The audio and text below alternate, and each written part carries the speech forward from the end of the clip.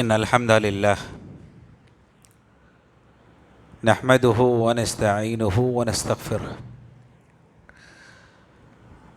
ونعوذ بالله من شرور أنفسنا ومن سيئات أعمالنا من يهده الله فلا مضل له ومن يضلله فلا هادي له وأشهد أن لا إله إلا الله وحده لا شريك له وأشهد أن محمدًا عبده ورسوله يا أيها الذين آمنوا اتقوا الله حق تقاته ولا تموتن إلا وأنتم مسلمون يا أيها الناس اتقوا ربكم الذي خلقكم من نفس واحدة وخلق منها زوجها وبث منهما رجالا كثيرا ونساء واتقوا الله الذي تساءلون به والأرحام إن الله كان عليكم رقيبا يا أيها الذين آمنوا اتقوا الله وقولوا قولا سديدا يصلح لكم أعمالكم ويغفر لكم ذنوبكم ومن يطع الله ورسوله فقد فاز فوزا عظيما أما بعد فإن خير الحديث كتاب الله وخير الهدي هدي محمد صلى الله عليه وسلم وشر الأمور محدثاتها وكل محدثة بدعة وكل بدعة ضلالة وكل ضلالة في النار أعوذ بالله السميع العليم من الشيطان الرجيم من حمزه ونفخه ونفثه وما أصابكم من مصيبة فبما كسبت أيديكم ويعفو عن كثير۔ ہر قسم کی تعریف و توصیف، بڑائی، عبادتیں خالص رب العالمین کے لیے، احکم الحاکمین معبود حقیقی کے لیے سزاوار ہیں۔ درود اور سلامتی نازل ہو سارے انبیاء پر، اور خصوصاً آخری نبی محمد رسول اللہ صلی اللہ علیہ وسلم کی ذات مبارکہ پر، صلوات ربی وسلامہ وبرکاتہ علیہ۔ برادران اسلام، اللہ تعالیٰ نے انسانوں کو بنایا تو رب کریم نے انہیں عقل سلیم، سوچنے اور سمجھنے کی صلاحیت سے نوازا، اور اللہ تعالیٰ نے اچھے اور برے کی تمیز عطا کی، صحیح اور غلط کی پہچان اللہ تعالیٰ نے اس کو دی۔ اللہ تعالیٰ نے فرمایا اِنَّا هَدَيْنَاهُ السَّبِيلَ إِمَّا شَاكِرًا وَإِمَّا كَفُورًا، کہ ہم نے انسان کو صحیح اور غلط راستے کی تمیز عطا کی۔ اب یہ انسان کے اوپر ہے کہ وہ صحیح راستہ اختیار کر کے اللہ کا شکر گزار بندہ بنتا ہے، یا غلط راستے پر چل کر اللہ کا نافرمان بن جاتا ہے۔ میرے محترم مسلمان دوستو، اللہ نے حلال بھی واضح کیا اور حرام بھی واضح کیا۔ پیارے رسول صلی اللہ علیہ وسلم نے فرمایا الحلال بین والحرام بین، کہ حلال بھی واضح ہے اور حرام چیزیں بھی انسان کے پاس واضح ہیں، اس میں کوئی اشتباہ نہیں کہ کون سی چیز جائز ہے، کون سی چیز حلال ہے، اور کون سی چیز حرام ہے، کون سی چیز ناجائز ہے، اور کون سی چیز انسان کو گناہ کے راستے پر لے جاتی ہے۔ اللہ نے واضح کر دیا، بتا دیا۔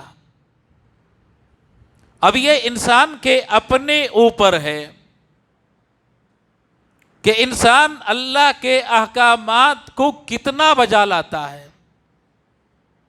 کیسے اللہ کی اطاعت کرتا ہے اور کیسے اپنے آپ کو حرام چیزوں سے بچاتا ہے۔ بہت سارے مسلمان یہ تصور کرتے ہیں کہ اللہ نے جن چیزوں کو حرام قرار دیا ہے بسا اوقات اس کے فوائد ہیں، اس کے اپنے منافع ہیں، یہ سوچ کر وہ حرام کا ارتکاب کر لیتا ہے۔ حرام کمائی بسا اوقات انسان کو اس میں فائدہ دکھائی دیتا ہے، اور حرام چیزوں کا استعمال بسا اوقات منافع بخش انسان کو لگتا ہے، لیکن اس کو یہ بھی معلوم ہونا چاہیے کہ ہو سکتا ہے کچھ وقتی فائدہ انسان کو مل جائے، وقتی فائدہ حاصل ہو جائے، لیکن حرام کا ارتکاب اس کے نقصانات اتنے ہیں کہ اگر انسان کو پتہ چل جائے تو کبھی وہ حرام کا ارتکاب نہ کرے، کبھی حرام چیزوں کے قریب نہ جائے، اور کبھی گناہ کا ارتکاب وہ نہ کرے۔ اتنے نقصانات ہیں اس کے اپنی ذات کے اوپر، اس کے اپنے گھر والوں کے اوپر، اور جس معاشرے میں وہ رہتا ہے معاشرے کے افراد پر، بلکہ یہاں تک کہ درخت، پتھر، زمین اور کائنات کی ہر چیز پر گناہوں کے اثرات مرتب ہوتے ہیں، گناہوں کے اثرات پڑتے ہیں، اور یہ اثرات اتنے بھیانک ہیں، کئی علماء نے ان نقصانات کو بیان کرتے ہوئے کتابیں لکھی۔ سارے نقصانات کا احاطہ تو نہیں کیا جا سکتا، لیکن کچھ نقصانات میں آج گناہوں کے انسان کی اس کی اپنی زندگی پر اور معاشرے پر کیا مرتب ہوتے ہیں ان کی طرف اشارہ کرنے کی کوشش کروں گا۔ میرے محترم مسلمان دوستو، آپ جانتے ہیں کہ انسان جب گناہ کرتا ہے تو اس کا سب سے بڑا اثر انسان کے دل پر مرتب ہوتا ہے، اور انسان کا جو دل ہے وہ گویا کہ سارے جسم کو کنٹرول کرتا ہے۔ دل اچھا ہے تو جسم اچھا ہے، دل خراب ہو جائے تو سارا جسم خراب ہو جائے گا۔ پیارے رسول صلی اللہ علیہ وسلم نے فرمایا کہ انسان کے جسم میں ایک ایسا ٹکڑا ہے کہ اگر وہ اچھا ہو تو سارا جسم اچھا، اور اگر وہ بگڑ جائے تو سارا جسم بگڑ جائے۔ پیارے رسول صلی اللہ علیہ وسلم نے فرمایا وہ دل ہے انسان کا، اگر دل اچھا ہے تو سارا جسم اچھا ہے، اور اگر دل خراب ہو جائے تو سارا جسم خراب ہو جائے گا، سارا جسم بگڑ جائے گا۔ اور گناہ کا جو اثر ہے انسان کے دل پر پڑتا ہے، انسان گناہ کرتا ہے دل سیاہ ہوتا ہے،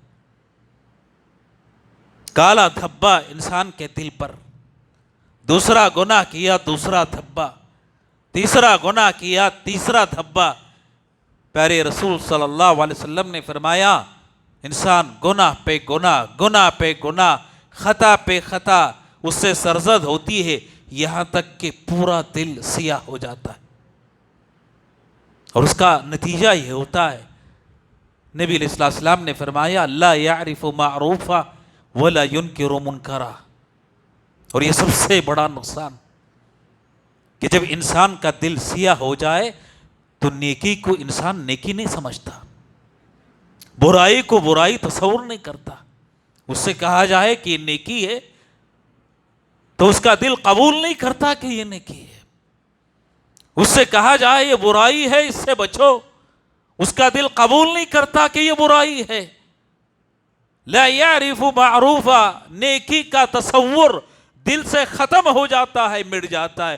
ولا ینکر منکرا، اور بسا اوقات برائی کا جو تصور ہے وہ ختم ہو جاتا ہے. دل برائی کو برائی نہیں سمجھتا، نیکی کو نیکی نہیں سمجھتا. اور جب یہ انسان کی حالت ہو جائے، تصور کیجئے کہ بہیمیت کے، حیوانیت کے کس درجے تک وہ پہنچ جاتا ہے. انسانیت ختم ہو جاتی ہے اور بہیمیت اس میں داخل ہو جاتی ہے، کیونکہ جانوروں میں بھی بسا اوقات اچھے اور برے کی تمیز ہوتی ہے، ان میں بھی تمیز پائی جاتی ہے. لیکن انسان جب گناہ پہ گناہ کرتا ہے اور اس کا دل کالا ہو جاتا ہے، سیاہ ہو جاتا ہے، اچھے اور برے کی تمیز ختم ہو جاتی ہے، تو انسان سے نکل کر وہ بہیمیت میں داخل ہو جاتا ہے. اور اس کے بعد جو کرتا ہے اس کو احساس نہیں ہوتا کہ میں کیا کر رہا ہوں، آیا یہ کام اچھا ہے برا ہے، اور لوگوں کی بھی پرواہ اس سے ختم ہو جاتی ہے. اللہ سے شرمانے اور اللہ سے حیا کرنے کی تو دور کی بات ہے، لوگوں سے بھی حیا ختم ہو جاتی ہے. یہ سب سے برا اثر جو انسان کی زندگی پر مرتب ہوتا ہے. اور گناہ کا اثر اللہ تعالیٰ اس کے رزق سے برکت کو ختم کر دیتے ہیں. انسان سمجھتا ہے سودی کاروبار کرنے سے رزق میں اضافہ ہوگا، حرام طریقے سے کمانے سے دولت میں بڑھوتری ہو جائے گی. انسان یہ سمجھتا ہے، اللہ تعالیٰ رزق سے برکت کو ختم کر دیتے. پیارے رسول صلی اللہ علیہ وسلم نے فرمایا وَإِنَّ الرَّجُلَ لَيُحْرَمْ بِالرِّزْقِ بِالذَّنبِ يُصِيبَهُ، کہ بسا اوقات گناہ کی وجہ سے انسان رزق سے محروم کر دیا جاتا ہے، رزق ختم کر دیا جاتا ہے، رزق اٹھا لیا جاتا ہے اس سے. اور جب رزق سے برکت ختم ہو جائے، چاہے دنیا قارون کے خزانے کے برابر بھی مل جائے، اس مال کا انسان کو کوئی فائدہ نہیں ہے، اس سے وہ نفع نہیں اٹھا سکتا. میرے محترم مسلمان دوستو، آپ دیکھ لیں پیارے رسول صلی اللہ علیہ وسلم نے آخری زمانے کی بات بتائی. آج انسان کے پاس کھانے پینے کی ساری چیزیں موجود ہیں، جو چاہے خرید کر کھا سکتا ہے. بادشاہوں کی زندگی بسا اوقات اس کو میسر ہے، جس چیز کی تمنا ہو، خواہش ہو، خرید لیا، کھا لیا. لیکن بسا اوقات برکت اٹھا لی جاتی ہے، کھاتا ہے سیراب نہیں ہوتا ہے، کھاتا ہے اس سے نفع حاصل نہیں کر پاتا ہے. آخری زمانے کی بات نبی علیہ السلام نے بیان کی کہ آخری زمانے میں جب خیر عام ہوگا اور گناہ کم ہو جائیں گے، مہدی علیہ السلام کا ظہور ہوگا، عیسیٰ علیہ السلام پر روئے زمین پر اتر جائیں گے اور شریعت کے مطابق عمل ہوگا، تو ایک انار نبی علیہ السلام نے فرمایا ایک جماعت کے کھانے کے لیے کافی ہوگا. ایک انار اگر کوئی آدمی آج کھا لے تو بسا اوقات ایک انار سے اس کا پیٹ نہیں بھرے گا. لیکن نبی علیہ السلام نے فرمایا جب خیر عام ہوگا، زمین اپنے خزانوں کو نکال دے گی، اللہ رزق میں برکت عطا کرے گا، ایک انار سے پوری ایک جماعت پیٹ بھر کر کھائے گی. ایک انار کو استعمال کرنے سے یہ رب کی برکت ہے. جب گناہ کم ہو جاتے ہیں، نیکیاں زیادہ ہو جاتی ہیں، تو اللہ تعالیٰ ان کے رزق میں برکت عطا کرتا ہے. میرے محترم مسلمان دوستو، انسان گناہ کرتا ہے، اس کے اثرات ہر چیز پر مرتب ہوتے ہیں، حتیٰ کہ اس کے اہل و عیال پر مرتب ہوتے ہیں. سلف کہا کرتے تھے کہ اگر تم دیکھو کہ تمہاری بیوی تمہاری بات نہیں مانتی، تمہاری اطاعت نہیں کرتی، اولاد تمہاری بات اور فرما برداری نہیں کرتی، تو بسا اوقات تم اولاد کو ڈانٹنے کے بجائے، بیوی کو برا بھلا کہنے کے بجائے اپنے نفس کا محاسبہ کرو، اپنا جائزہ لو. سلف کہا کرتے تھے کہ اگر میں دیکھتا کہ میری بیوی میری اطاعت نہیں کرتی، فرما برداری نہیں کرتی، میرے بچے میرے بات نہیں مانتے، میری اطاعت نہیں کرتی، تو میں سمجھتا کہ ضرور میں نے کسی گناہ کا ارتکاب کیا ہے جس کی وجہ سے میری بیوی میری بات نہیں مانتی، میری اولاد میری اطاعت نہیں کرتی۔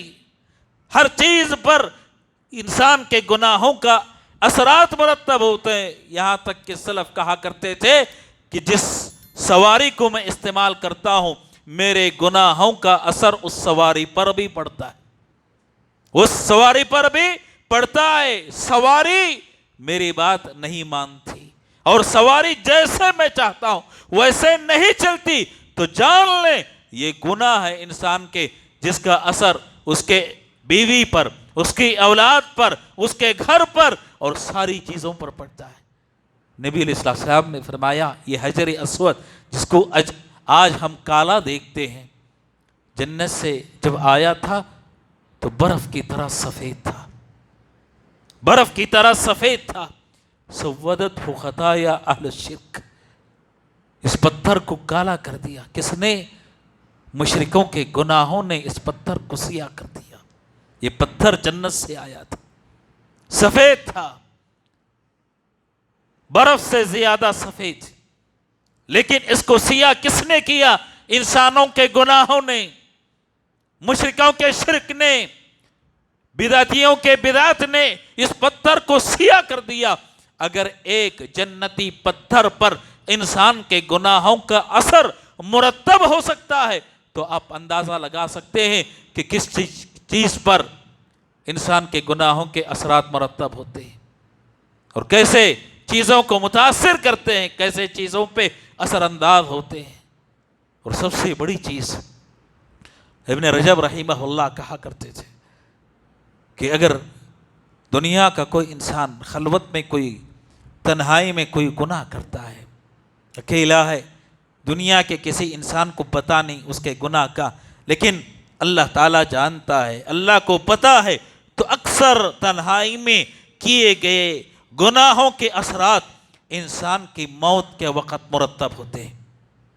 جب وہ دنیا سے رخصت ہونے والا ہوتا ہے، تنہائی میں کیے گئے گناہوں کے اثرات اکثر موت کے وقت ظاہر ہوتے ہیں اور انسان سوء خاتمہ کا شکار ہو جاتا ہے۔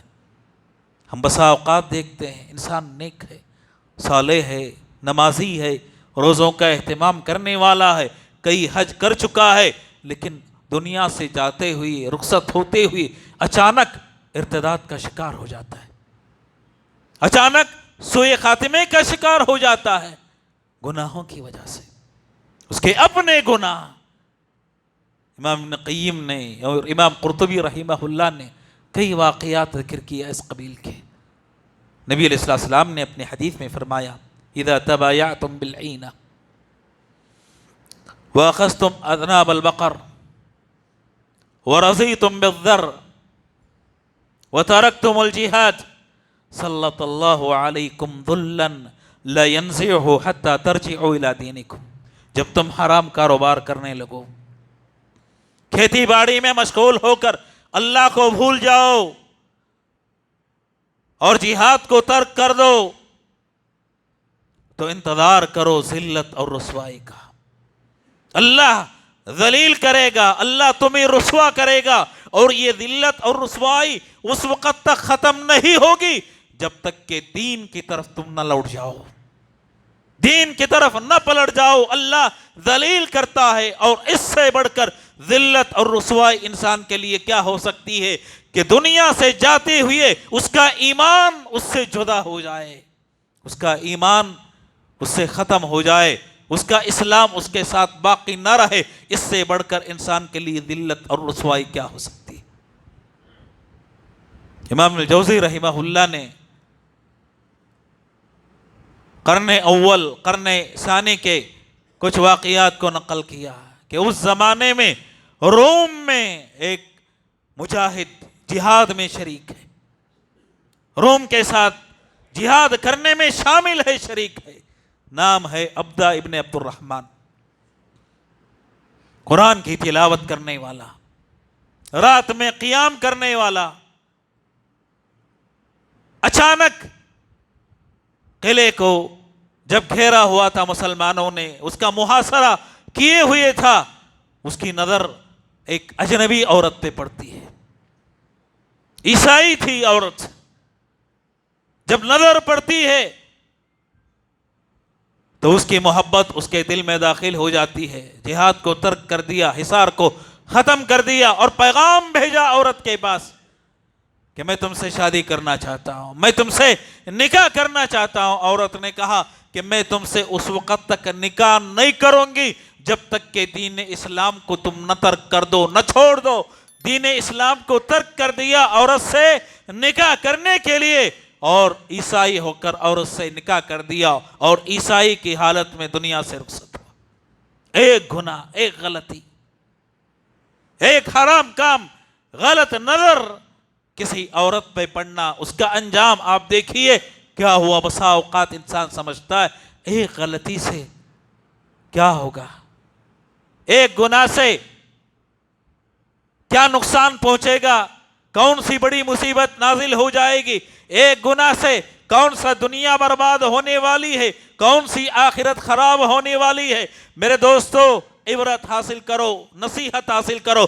آدم علیہ السلام کو جنت سے نکالنے میں کتنے گناہ تھے، کتنی غلطیاں تھی. ایک گناہ، ایک غلطی. رب نے کہا جنت میں جاؤ، جو چاہے کھا لو، جس کو چاہے استعمال کر لو، لیکن درخت کا پھل نہ کھانا. اللہ کی نافرمانی کر لی، ایک غلطی کی، ایک غلطی کی سزا تھی کہ جنت سے نکال دیے گئے، جنت کا لباس اتار دیا گیا اور کہا گیا زمین پہ جاؤ، عمل صالح کرو دوبارہ جنت میں جانے کے لیے. ایک غلطی. ابلیس اللہ کا مقرب بندہ تھا، عابد تھا، زاہد تھا، سجدے کرنے والا، عبادت میں اپنے آپ کو مصروف کرنے والا. ایک غلطی کی وجہ سے رب نے کہا آدم علیہ السلام کو سجدہ کر لو، ان کے سامنے جھک جاؤ. نہ جھکے اور سجدہ نہیں کیا. نتیجہ یہ ہوا کہ قیامت تک اللہ تعالیٰ نے ملعون قرار دے کر اپنے دربار سے نکال دیا. ایک غلطی. انسان کبھی کسی گناہ کو معمولی نہ سمجھے، حقیر نہ جانے. ایک غلطی انسان کی زندگی کو تباہ کر دیتی ہے. نبی علیہ السلام نے مثال بیان کی کہ بسا اوقات انسان گناہ کو معمولی سمجھتا ہے. نبی علیہ السلام نے فرمایا کہ گناہوں کی مثال ایسے ہے جیسے کچھ لوگ سفر پہ نکل جاتے ہیں اور پڑاؤ کرتے ہیں. کھانا پکانے کے لیے لکڑیوں کی ضرورت پڑتی ہے. ایک آدمی جاتا ہے، لکڑی کی ایک ٹہنی لے کر آتا ہے، دوسرا آدمی دوسری ٹہنی لے کر آتا ہے. لکڑی کی ایک ٹہنی سے کھانا تو نہیں پکتا ہے، کھانا تو نہیں بنتا ہے، لیکن سارے لوگ کئی ٹہنیاں جمع کر دیتے ہیں تو اس سے آگ جلانے میں آسانی پیدا ہوتی ہے اور انہی جمع شدہ ٹہنیوں سے کھانا بھی پک جاتا ہے. نبی علیہ السلام نے فرمایا انسان بسا اوقات گناہ کو معمولی سمجھتا ہے، ہلکا تصور کر سکتا ہے اور گناہ پہ گناہ کرتے جاتا ہے، یہاں تک کہ جب گناہ جمع ہو جاتے ہیں، اکٹھے ہو جاتے ہیں، جس طرح جمع شدہ لکڑیوں آگ پکانے کے لیے کافی ہوتی ہیں، جلانے کے لیے کافی ہوتی ہیں، ایسے ہی گناہ جمع ہو کر انسان کو جہنم کی آگ کی طرف لے جاتے. گناہ کو معمولی نہ سمجھے. اور مومن کی مثال دی نبی علیہ السلام نے کہ مومن گناہوں کو ایسے دیکھتا ہے جیسے کسی پہاڑ کے نیچے بیٹھا ہے اور اس کو ڈر ہے کہیں پہاڑ میرے اوپر نہ گر جائے، میرے اوپر پہاڑ نہ آ جائے اور میں پہاڑ کے نیچے دب نہ جاؤں. ایسے ہی گناہوں کو سمجھتا ہے کہ کہیں گناہوں کے بوجھ تلے میری زندگی تباہ نہ ہو جائے. ڈرتا ہے، خوف کھاتا ہے. لیکن منافق گناہ کو ہلکا سمجھتا ہے، اس مکھی کی طرح جو انسان کی ناک پر بیٹھتی ہے تو مکھی کو ہلانے کے لیے، ختم کرنے کے لیے ہاتھ اپنے سامنے لاتا ہے، مکھی اڑ جاتی. اتنا آسان، اتنا ہلکا تصور کرتا ہے کون منافق. میرے دوستو، بسا اوقات ایک گناہ انسان کی زندگی کو تباہ کر دیتی ہے. اور امام قرطبی نے ایک اور مؤذن کا واقعہ نقل کیا، درس عبرت ہے ہمارے لیے، مسلمانوں کے لیے. میرے دوستو، ہم کو چاہیے کہ اپنے روزوں پر دھوکے میں نہ رہیں، اپنی نمازوں پر نہ اترائیں، اپنی نیکیوں پر فخر نہ کریں، کیونکہ یہ روزے اس کی توفیق دینے والا بھی اللہ ہے۔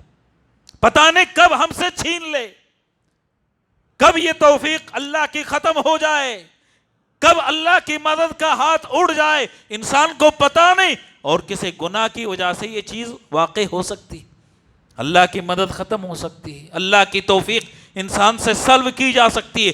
لہذا گناہ کو کبھی معمولی تصور نہیں کرنا چاہیے۔ امام ابن قیم نے ایک واقعہ نقل کیا مؤذن کا، ایک اور مؤذن اذان کہنے والا منارے پہ چڑھتا، اذان دیتا، کہا کہ اپنی زندگی کا اکثر حصہ اذان دینے میں صرف کیا، اور اذان کی جو فضیلت ہے وہ اب سب جانتے ہیں، لیکن نتیجہ کیا، اذان دینے کے لیے ایک مرتبہ چڑھتا ہے، نگاہ بہک گئی اور ایک عورت پر واقع ہو گئی،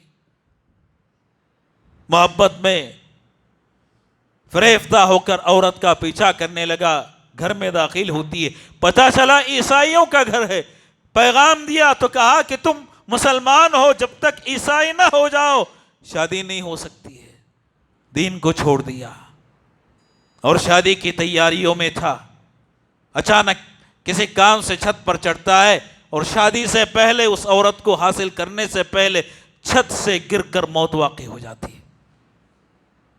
جس چیز کو حاصل کرنے کے لیے اپنا ایمان چھوڑا تھا، نہ وہ چیز اس کو حاصل ہوئی، اور اپنے دین ایمان سے بھی ہاتھ دھو بیٹھا، دنیا بھی تباہ اور آخرت بھی تباہ، ایک گناہ کی وجہ سے۔